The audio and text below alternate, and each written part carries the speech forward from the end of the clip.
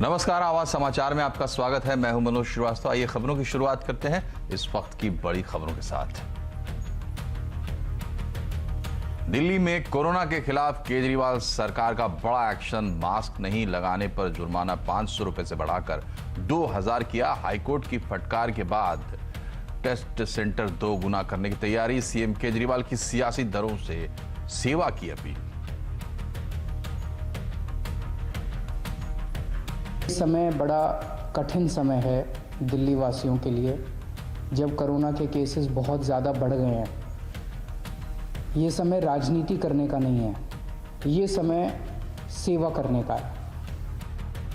Corona के बढ़ते मामलों के चलते अहमदाबाद में जनता कर्फ्यू लागू। रात 9 से सुबह 6 बजे तक लागू रहेगी पाबंदियां। कोरोना वॉरियर्स के बच्चों के लिए एमबीबीएस में रिजर्व होंगी 5 सीटें। केंद्रीय स्वास्थ्य मंत्री हर्षवर्धन का ऐलान। कहा, वैक्सीन भी जल्द आएगी भारत। जम्मू कश्मीर में आतंकवादी हमले की बड़ी साजिश नाकाम। जम्मू के नगरोटा में सुरक्षा बल ने जैश के 4 आतंकवादियों को मार गिराया। भारी मात्रा में गोला बारूद भी बरामद। मुंबई हमलों के मास्टरमाइंड हाफिज सईद पर पाकिस्तान में और कसा शिकंजा। एंटी टेरर कोर्ट ने 10 साल कैद की सजा सुनाई। संपत्ति भी होगी जब्त। भ्रष्टाचार के आरोपी नीतीश कुमार के मंत्री मेवालाल चौधरी ने दिया इस्तीफा। आज ही संभाला था कार्यभार। तेजस्वी ने नीतीश पर साधा निशाना। रिलायंस रिटेल ने पूरी की फंड जुटाने की प्रक्रिया। 10.09% हिस्से के लिए जुटाए 47,265 करोड़ रुपए। 2 महीने में पूरा हुआ काम। बाजार की तेजी पर लगा ब्रेक। सेंसेक्स निफ्टी 1.25% से ज्यादा गिरे। बैंक निफ्टी में 800 पॉइंट से ज्यादा का नुकसान। मिड कैप शेयरों में भी पिटाई। स्वच्छता और पानी हमको बचानी है ये जिंदगानी। न्यूज 18 के साथ देश ने ली पानी बचाने की शपथ। उपराष्ट्रपति वेंकैया नायडू ने की मिशन पानी की सराहना। जल शक्ति मंत्री गजेंद्र सिंह शेखावत ने लोगों को दिलाई जल प्रतिज्ञा। AR रहमान और प्रसून जोशी ने रिलीज की मिशन पानी एंथम।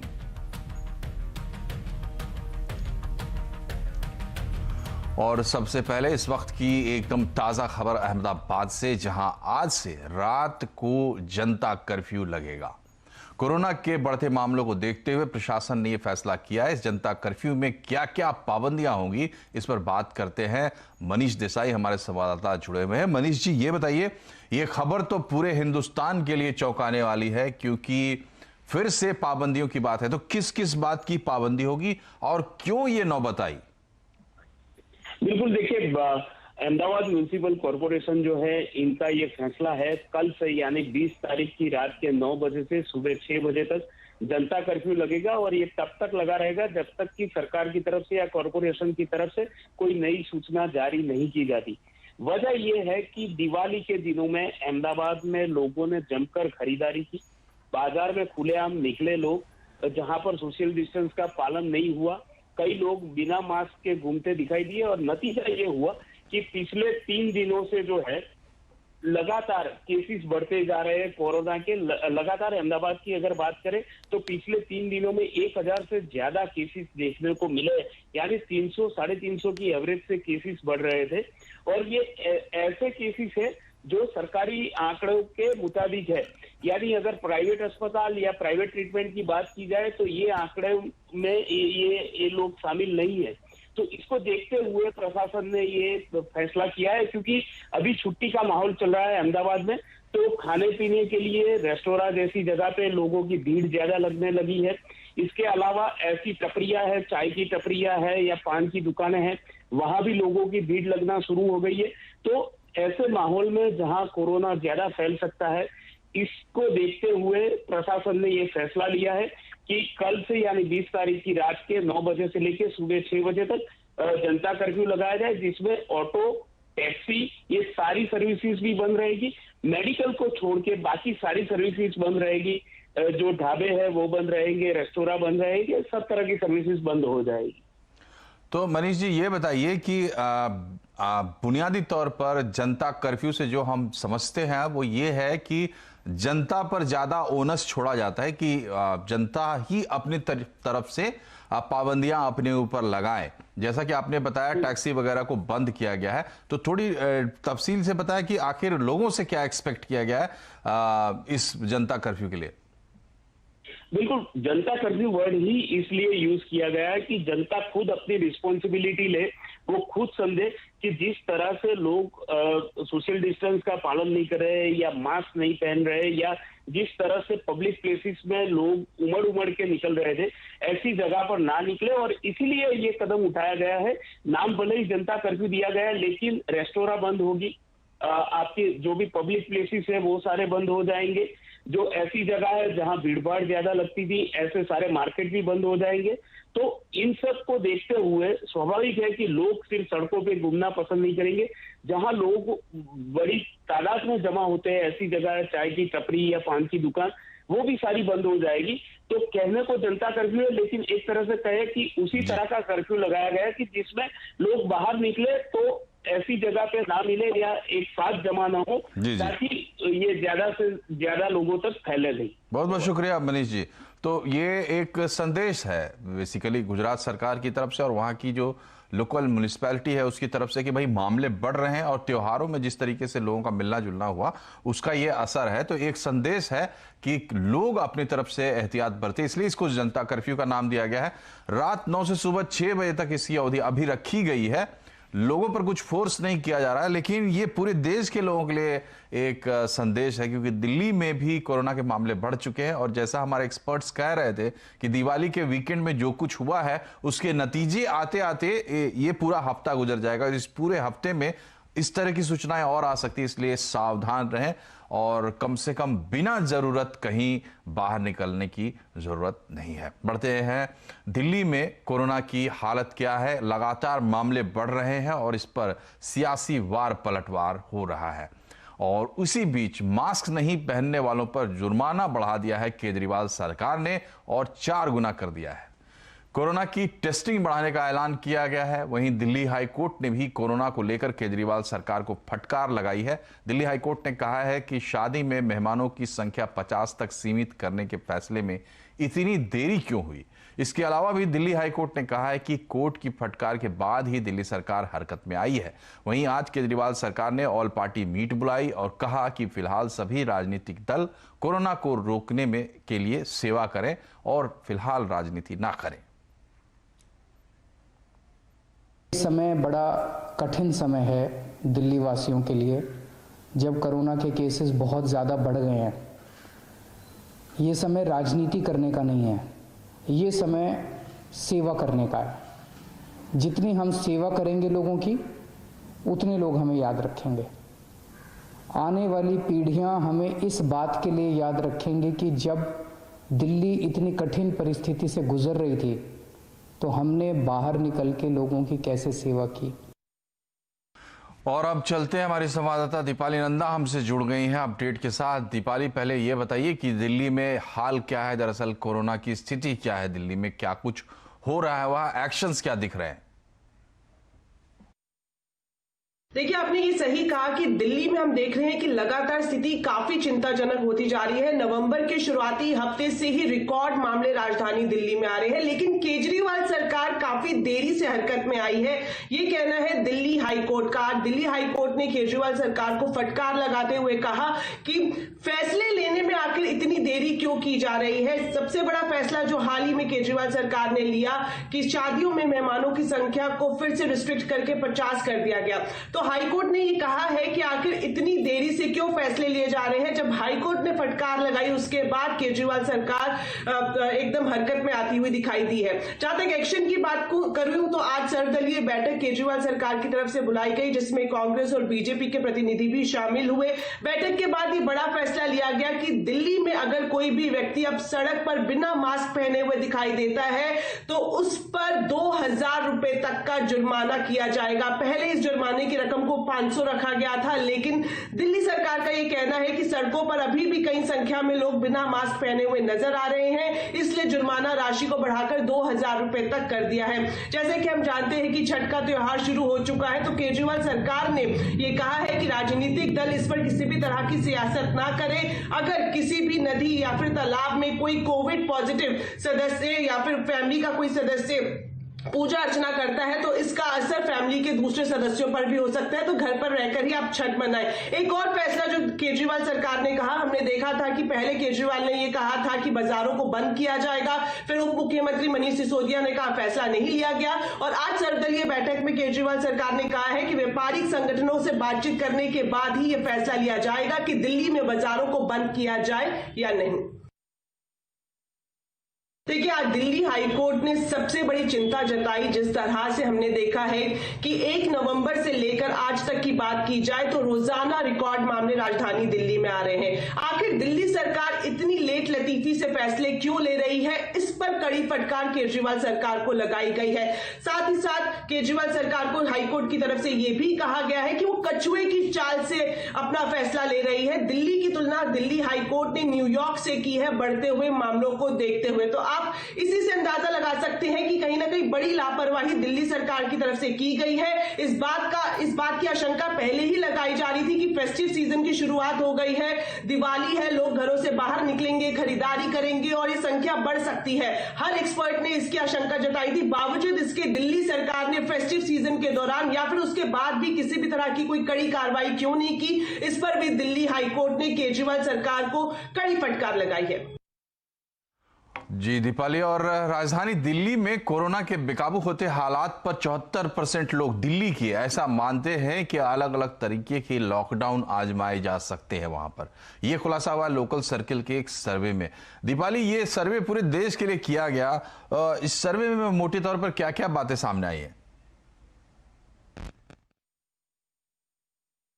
देखिए, राजधानी दिल्ली में लॉकडाउन या फिर शटडाउन किया जाए या नहीं, सरकार ने अभी कोई फैसला नहीं लिया गया है। लेकिन क्या ये फैसला लिया जाना चाहिए या नहीं, इसी पर ही लोकल सर्कल ने ये सर्वे करवाया है, जिसमें कमोबेश 74% लोग ये चाहते हैं कि जिस तरह से कोरोना के मामले राजधानी दिल्ली में बढ़ रहे हैं, उनको काबू में लाने के लिए एक बार फिर से दिल्ली में लॉकडाउन या फिर शटडाउन लगाया जाए। खासतौर पर ऐसे इलाके या फिर ऐसे डिस्ट्रिक्ट्स जहां पर कोरोना के केसेस काफी ज्यादा है, वहां पर तो पूरी तरह से लॉकडाउन लगा दिया जाना चाहिए। पूरी तरह से लॉकडाउन लगाया जाना चाहिए। 32% लोग ऐसे हैं जिन्होंने इस हक में सर्वे में अपनी बातचीत कही है।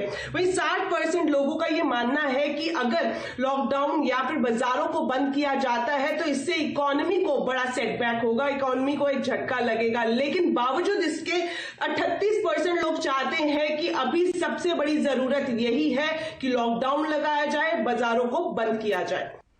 बहुत बहुत शुक्रिया दीपाली तमाम अपडेट के लिए। लेकिन दिल्ली में कोरोना की कहानी इतनी जल्दी खत्म होती दिख नहीं रही। दिल्ली में कोरोना के बढ़ते मामलों के चलते अब वेंटिलेटर भी एक समस्या बन गई है। दिल्ली के कई बड़े अस्पतालों में भी वेंटिलेटर और आईसीयू वाले बेड की कमी पड़ गई है। एम्स और सफदरजंग जैसे अस्पतालों में भी हालात बहुत अच्छे नहीं है। रोहन सिंह से अपडेट लेते हैं। रोहन, ये बताइए क्या समस्या आ रही है, क्या स्थिति है वहां आईसीयू और वेंटिलेटर्स की? जी, इस वक्त दिल्ली में वेंटिलेटर्स की भारी कमी है और वेंटिलेटर्स वाले आईसीयू बेड की तो और भी ज्यादा कमी है। दिल्ली के बड़े अस्पतालों की बात करें अगर हम, तो लगभग 1300 के लगभग ऐसे आईसीयू बेड्स हैं जो कि वेंटिलेटर के साथ हैं और उसमें सिर्फ 134 बेड इस वक्त खाली है, यानी कि लगभग 10% या उससे भी कम। और अगर इसमें भी जो बड़े अस्पताल हैं वहां जाएंगे तो शायद आपको बेड ना मिले। जो खाली बेड है वो सारे छोटे अस्पतालों में है। वहीं ऐसे आईसीयू बेड जिनमें वेंटिलेटर नहीं लगे हैं वहां पे भी ऑक्यूपेंसी काफी ज्यादा बढ़ गई है। 2300 ऐसे बेड हैं जिनमें से 315 खाली है। अगर हम बड़े अस्पतालों के आंकड़े की बात करें, एम्स में सिर्फ 7 इस तरह के बेड खाली हैं, सफदरजंग अस्पताल में सिर्फ 7 इस तरह का बेड खाली है, राम मनोहर लोहिया अस्पताल में सिर्फ 2 इस तरह के बेड खाली हैं, सर गंगाराम अस्पताल में सिर्फ 8 इस तरह के बेड खाली हैं। तो ये इस तरह से जितने बड़े अस्पताल हैं वहां इक्का दुक्का ही आपको बेड खाली दिखेंगे। कई सारे और अस्पताल इसमें कि इंद्रप्रस्थ अपोलो हुए या मैक्स शालीमार बाग हो गया या फिर आप विमास ले लीजिए, यहां तो आपको एक भी बेड खाली नहीं दिखेगा। दिल्ली सरकार का कहना है कि अगले 1-2 दिनों में वो 750 के करीब और ऐसे वेंटिलेटर्स ऐड करने जा रही है, लेकिन जिस संख्या में दिल्ली में कोविड पेशेंट्स की संख्या बढ़ रही है, क्या ये काफी होगा, इस बात पे सरकार को ध्यान देना होगा। बहुत बहुत शुक्रिया। और अब आगे बढ़ते हैं। कोरोना वॉरियर्स के लिए सरकार ने एक बड़ा फैसला किया है। स्वास्थ्य मंत्री हर्षवर्धन ने आज कहा कि bachelor of medicine and bachelor of surgery यानी MBBS में कोरोना वॉरियर्स के बच्चों के लिए 5 सीटें रिजर्व की जाएंगी। मेडिकल कॉलेजेस में MBBS की सीट्स होती हैं, उसमें जो एक नेशनल कोटा होता है अलग अलग कैटेगरीज का, उसमें 5 सीट्स कोविड वॉरियर्स के बच्चों को ऑब्वियसली नीट को वो क्वालिफाई करेंगे, लेकिन उनके लिए एक्सक्लूसिवली रिजर्व की जाएंगी। और अब बढ़ते हैं दूसरे खबरों की तरफ। रिलायंस रिटेल ने फंड जुटाने की प्रक्रिया पूरी कर ली है। आज एक प्रेस रिलीज में कंपनी ने बताया कि उसने 10.09 यानी लगभग 11% के लिए 47,265 करोड़ रुपए जुटा लिए हैं और कंपनी को निवेश की रकम मिल गई है और शेयर ट्रांसफर का काम भी पूरा हो गया है। देश में रिटेल सेक्टर में ये एक सबसे बड़ा निवेश है और निवेश की ये प्रक्रिया सिर्फ 2 महीने में पूरी कर ली गई। रिलायंस रिटेल में निवेश करने वालों में दुनिया के जाने माने इन्वेस्टर्स शामिल हैं, जिनमें Silver Lake Partners, KKR, Mubadala, ADIA, GIC, TPG, General Atlantic और PIF शामिल हैं।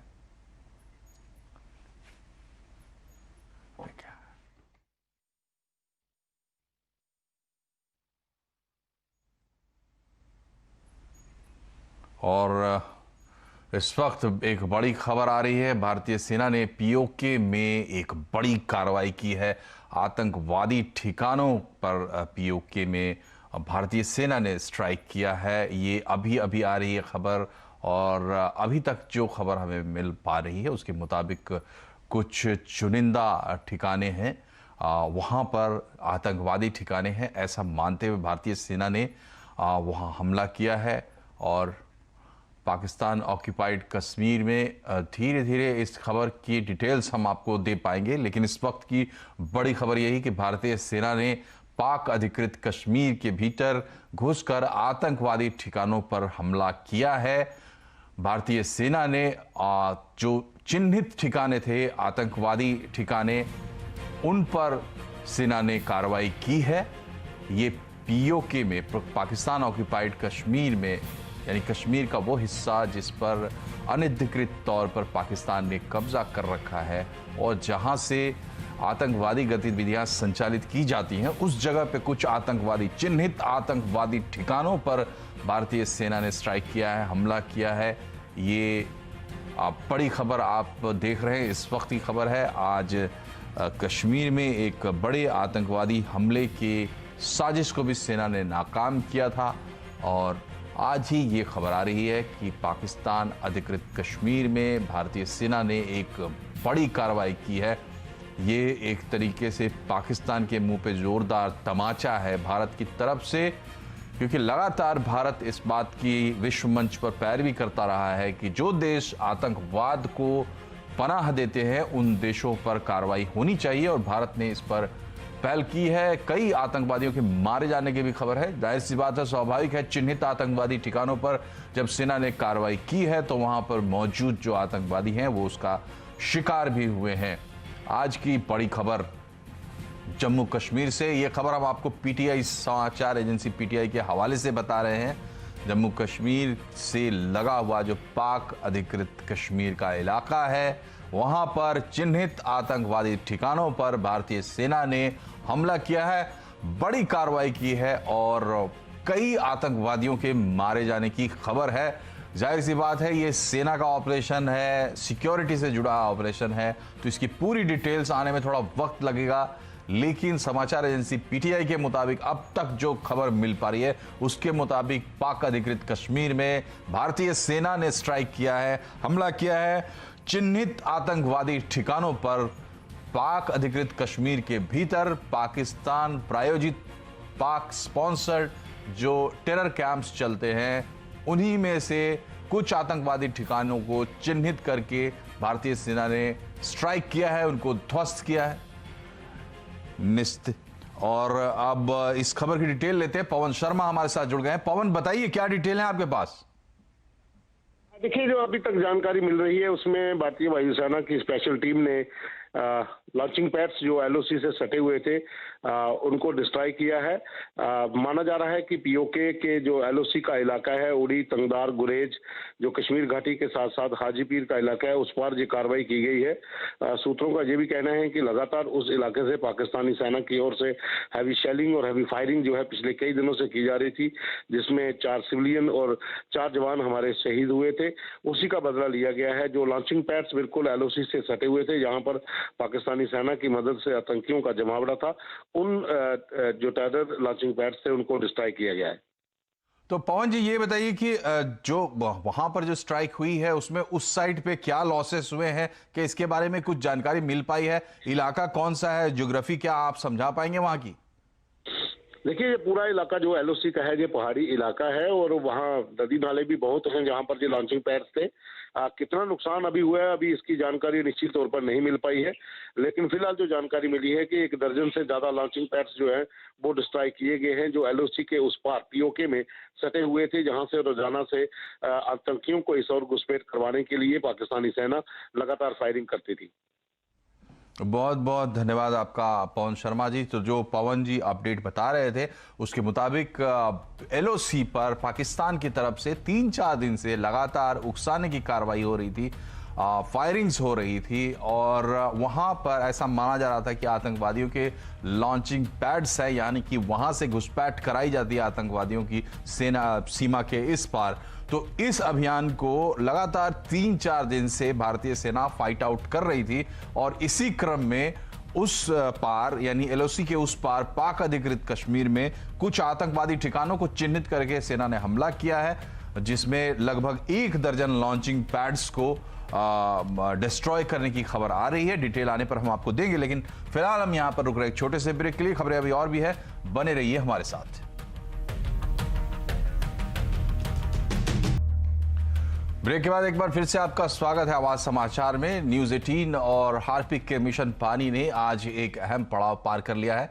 आज मिशन पानी के अंतर्गत जल प्रतिज्ञा दिवस मनाया गया।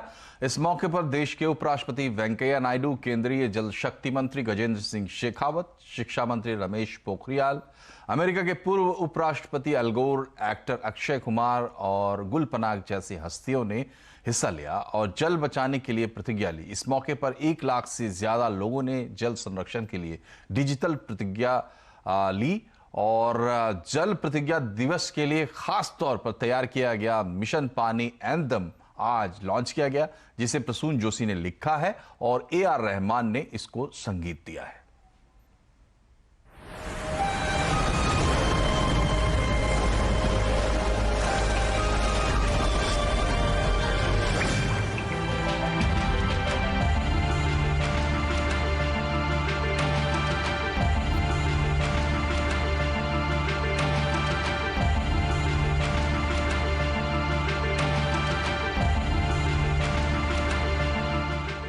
मेरा सभी से आग्रह होगा कि आप जीवन में जल संरक्षण का संकल्प लें और अपने स्तर पर उसे सिद्ध करने का संभव प्रयास करें।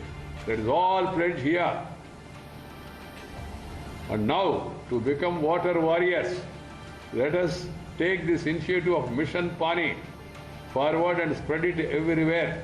Let the entire country take this pledge today, because पानी नहीं तो जिंदगानी नहीं। आज जल प्रतिज्ञा दिवस के मौके पर मैं सभी बच्चों और बड़ों को शुक्रिया अदा करना चाहता हूं कि इस मुहिम का हिस्सा बने और बाकियों से अपील करता हूं कि जल प्रतिज्ञा लेकर मिशन पानी का हिस्सा बने। मुझे खुशी है कि न्यूज़ 18 ने जल मिशन करके एक बड़ा अभियान लिया, पानी मिशन। जो ये मिशन पानी का जो अभियान न्यूज़ 18 ने लिया है, मैं उनको भी शुभकामनाएं देना चाहता हूँ कि मिशन मोड में लोगों को जन जागृत करने की दृष्टि से ये बड़ा अभियान लिया है।